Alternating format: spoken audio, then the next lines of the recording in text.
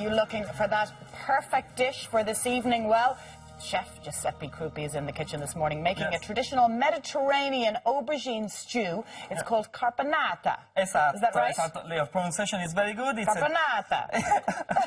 Sinead and I were just saying we can't say Giuseppe without saying Giuseppe. I like that. Well, screaming is part of embracing the Italian in you. Well, you see, like, this dish is a true celebration of summer, like your smile. And Giuseppe. But it is Keep it coming, keep it coming. I'm happy with this. Can you see this one?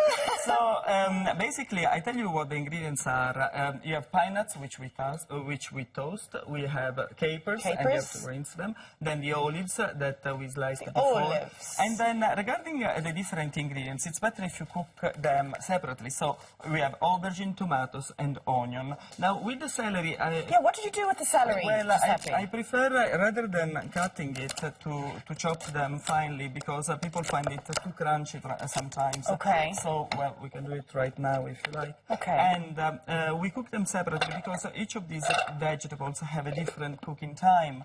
So, yeah, and that's why I... So you can't just bung them all in and do one... that wouldn't be the traditional way. You see, just 1 second. That's enough, more or less. And as I was saying, this is a Spanish dish that was brought to Sicily as a side dish. But then Sicilians weren't rich enough to afford the fish, and that's why the fish came out of it over the years. It's funny because, you see, like, Caponata refers to capone, which is the actual fish, but as a matter of fact, the fish is not there anymore. Okay. So the name refers to the only ingredient that is not there. Well, for instance, when we serve... And it's no longer a side dish, it's a main course. It's a main course, it's a celebration of summer, as I said, because you serve it cold. Now, I had to cook them all before, so this is the celery, the aubergine, and the onion. And then we put them back again, because this dish is with vinegar and sugar, okay? Lovely. So it's the oldest version of sweet and sour, if you like. Of course. And so this is white wine vinegar you're using, is it? Yes, it's always wine vinegar that we use back home, and you dissolve the sugar in the vinegar. Okay. So what we do is, as soon as the celery starts cooking again, then we add all the ingredients. As I said, I prefer to toast the pine nuts, because this way you have kind of a better taste of it. Lovely flavour. Yeah, and you put them all again into the pot. And you kind of want them to cook together, because it's a marriage of flavors. Of course, yes. And so it's nicer if then you let them cook together for a while. And as I said to you now, this is sort of a slow dish, in the sense that it's also an activity, you know, like for the summer. If you want to spend time with your friends, you just go there. Standing around, having a chat, a glass of wine. Oh, yes. In fact, we have Nero d'Avola there as a wine, because it's a Sicilian wine, you see. Okay. And Nero d'Avola will be really a Sicilian grape. But for instance, when we serve it in Pinocchio restaurant, we do serve it with the fish. Of course. I was going to say, is this something we would learn in the Italian cooking school? Definitely. Come and cook with us. Now, I'm putting all the ingredients.